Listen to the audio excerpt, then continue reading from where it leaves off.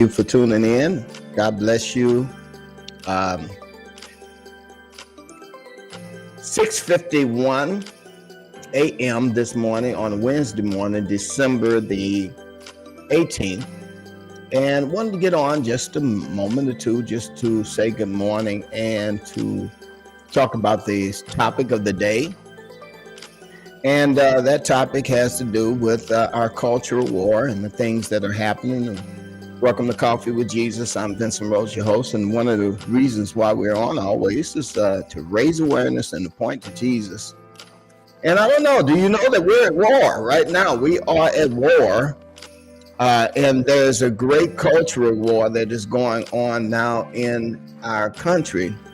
And I was reading an article just this morning about the topic of the never-ending war, or the forever war on Christmas, and how Christmas has become America's latest war.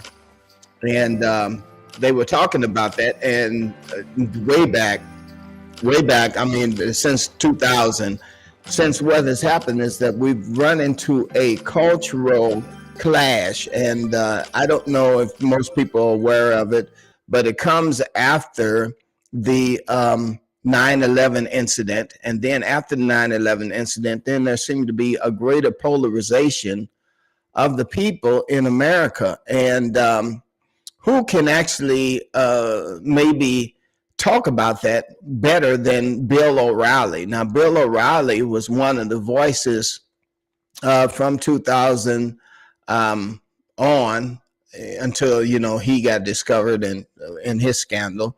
But then he was one of the voices that talked about the cultural war that was going on right here in the good old USA. Not only were we having war with places like that we didn't know about, like Iraq and Afghanistan, and you just name it.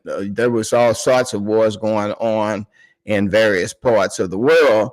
But at the same time, while all of these wars were going on, very unpopular wars, and the expansion again of the neocons in terms of the way they wanted to take control, there was the idea that Christmas and Americanism was some sort of like, it was a toxic thing to the liberals. And then it was something that was what the conservatives were gloating about, especially during the Bush era. And they did all sorts of devastating things to people all over the world in the name of American freedom and Americanism. And then we had the toxic voices out there who are out there speaking on behalf of Americans in such a way that it was like they were forcing people to receive their way of seeing the world. Bill O'Reilly was one of the main people who actually came out with that kind of rhetoric that both ignited the America First movement, and then at the same time started the rejection of the liberal ideas, the ideas of the neocons, and the things that they wanted to promote. So we had that division starting out way back in the early 2000s. It might have been before that, but 9/11 seemed to kick it off. Let's listen to what Bill O'Reilly has to say about Christmas. And again, these are some of the things that happen here. The Common Good has taken a couple of newspaper ads mentioning me. The headline reads, "An open letter to Christmas culture warriors." I guess I am one of those. Joining us now from Washington, Alexia Kelly, Executive Director of the Alliance. All right. What do you want people to take away from the ad besides loathing me? Well, we don't loathe you, Bill, and we really want to invite you to join our campaign. We're really wanting to change the subject away from a concern about sort of the symbols and the shopping around Christmas, which is all wonderful, to the real message of Christmas, which is, time to be with our families and our friends, and to focus on Jesus' message at Christmas, which is to care for our neighbors as ourselves. Okay, but why would you have to refocus that? Because I think most people are with family and friends on Christmas. I think that's an American tradition, and I think that anybody who's Catholic understands it's celebrating the birth of Jesus. Now, first of all, you don't deny that a few years ago, and we won this war largely, that there was a very effective movement underway to wipe out in the public square all vestiges of Christmas. Stores were ordering employees not to say Merry Christmas. Towns were suing to get the creche off the public property. You don't deny that was happening, do you? No, but we did feel that a lot of the campaign and some of the your words around that can be divisive, and some of those examples are do go too far.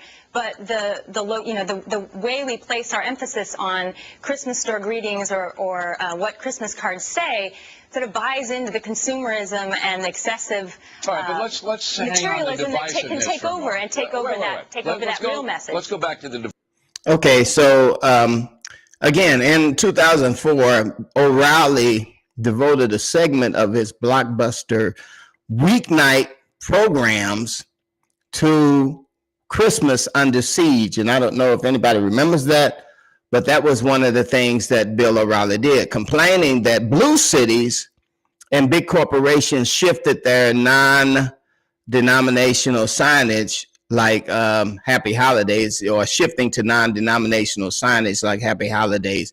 He offered a laundry list of horrible things that were coming into vogue in America, like gay marriage and legalization of drugs and taxation, which actually he warned us about, that this would bring in a more secular view of America. Now, here's the thing that most people aren't looking at, is that even though Bill O'Reilly said that, we won the cultural war, actually we're losing ground, and we're headed in a direction that I believe that it's very well planned and very orchestrated, right? We're headed in a direction where the Antichrist is being set up to be part of this new world order agenda, to actually cause America to change in its cultural polarity.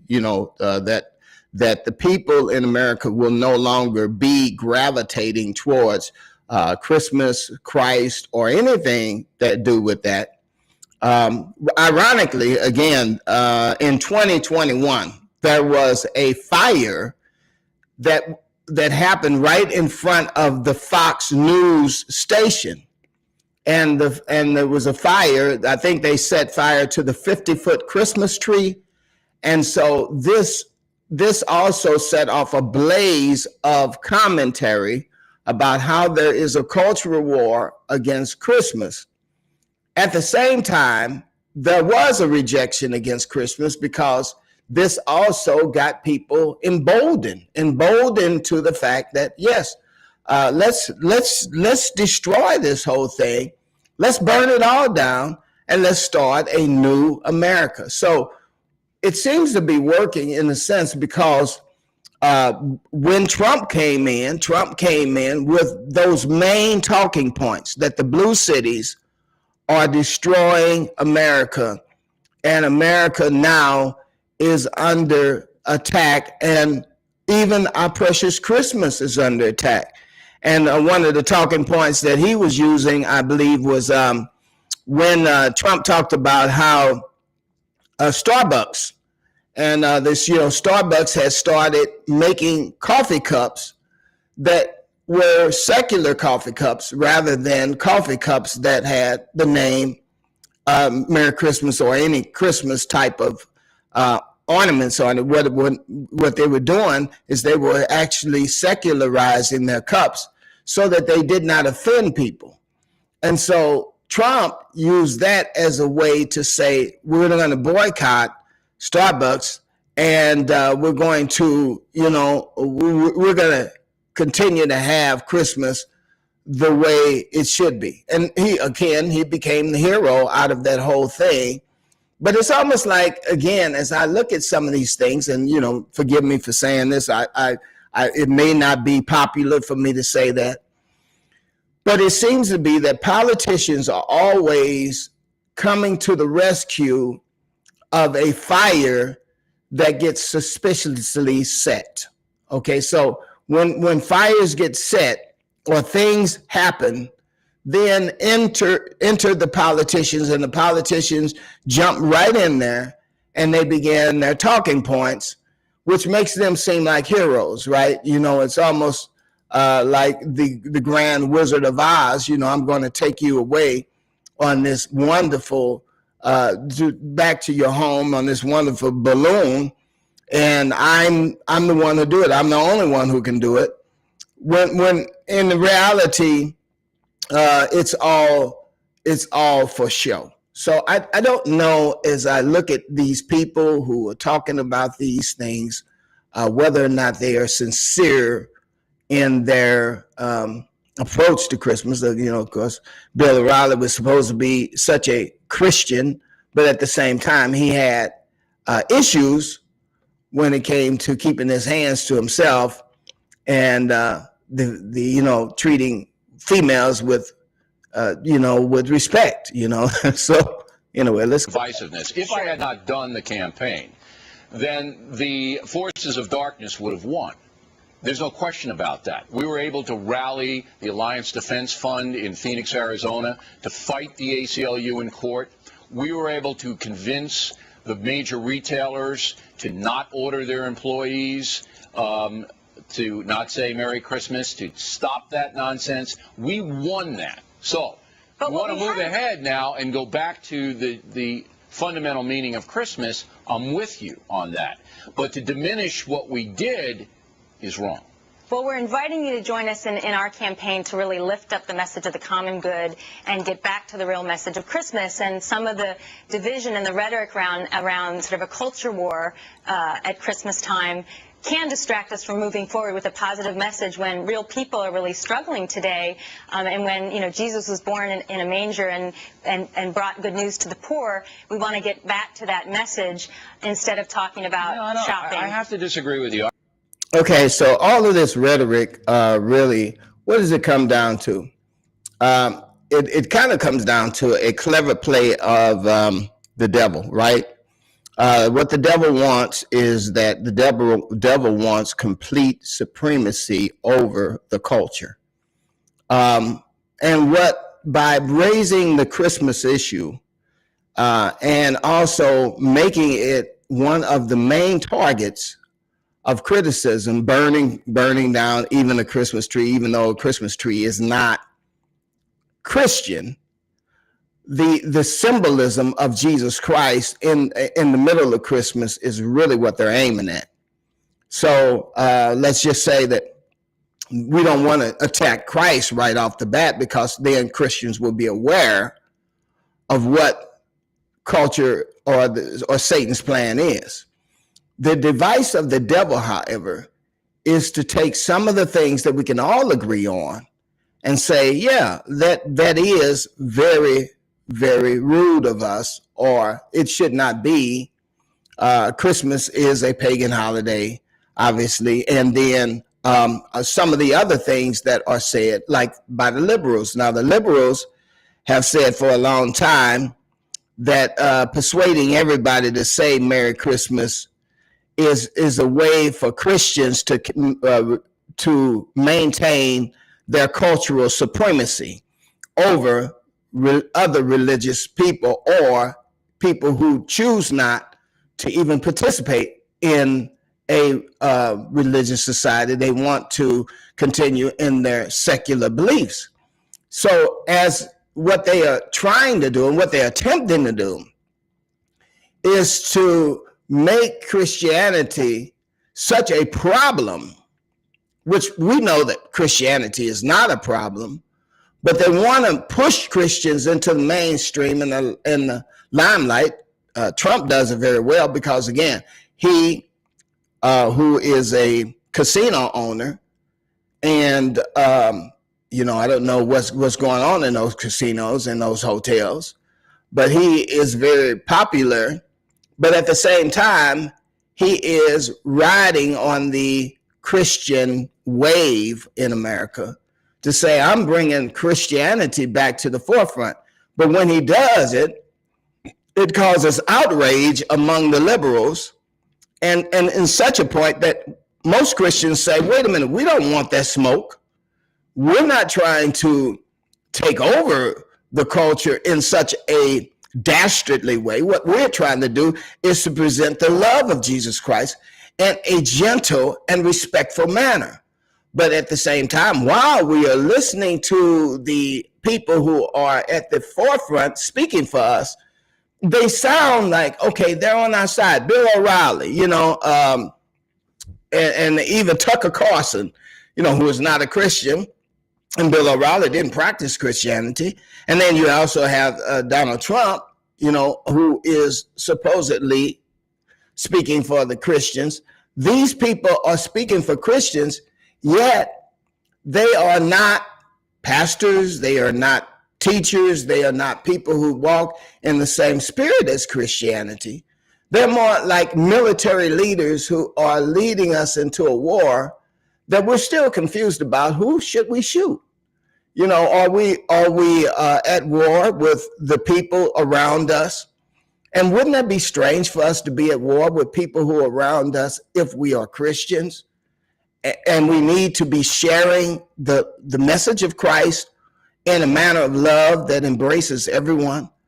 But yet the left and the right, or what we call the left and the right, or the blue states and the red states, putting it in terms of the red states are all Christian and the blue states are all hell-bound, godless people, you know what I mean? Godless Philistines. So we have all of this rhetoric going on. It's the same kind of rhetoric that happens when we talk about, the division between black and white, right? And you have your black people and you have your white people, and then and anybody in between.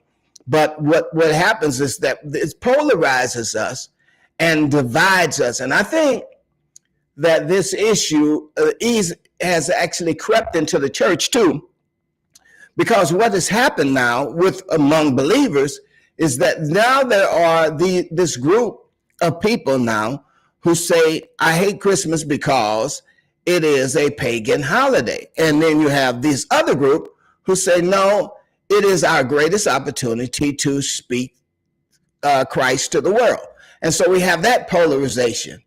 And the Bible actually tells us and gives us some good wisdom on this whole thing, is that the Bible lets us know that we're in a warfare. He says it's really not a war on flesh and blood, but of principalities and rulers. And they are controlling the puppet strings over this whole issue so that they create division. The whole purpose in disagreement and arguments is to create division so that, again, one side wins over the other. Now, if the one side that everyone who actually disdains Christmas and disdains Christ, all of the things that surround us singing the songs that, joy to the world, the Lord has come, let earth, let heaven and nature sing, all of the things that we hold dear, those things are erased, then we will have a complete cultural society that is absolutely antithetical to anything godly. We could have a complete secular humanist society with the void of any Christianity at all.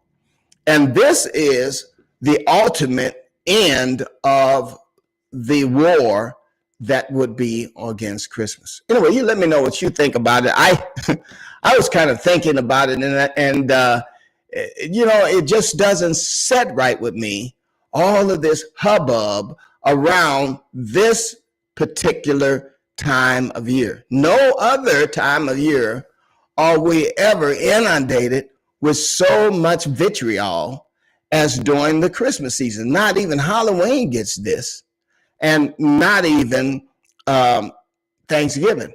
But when it comes to Christmas, oh boy.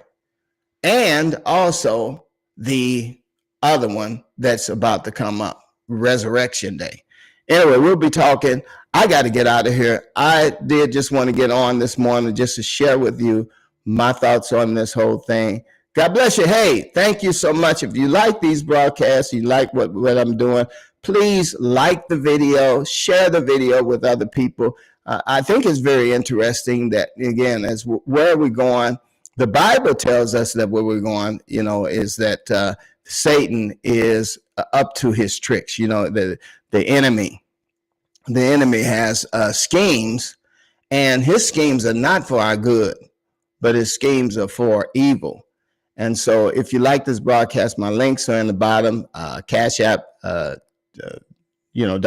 True Vine Church, OKC, or either PayPal me, Vincent Rhodes. Either way, I hope that you do have a very merry and joyous season, Christmas season, Christ, Mass, and just begin to just love on each other. And because that's what we're supposed to do, love one another and love even the people who you have to share this time of year with. It's odd that, again, we're fighting, but even in World War II, for one day, all of the men on both sides of the war put their guns down on Christmas Eve and gave a truce just so that they could share in the one message that brings us all together, that Jesus came to this earth to die for our sins, and he is supreme over the whole thing. During World War II, could you imagine it? Now we need to lay our guns down and love one another. Anyway, I'll be talking to you.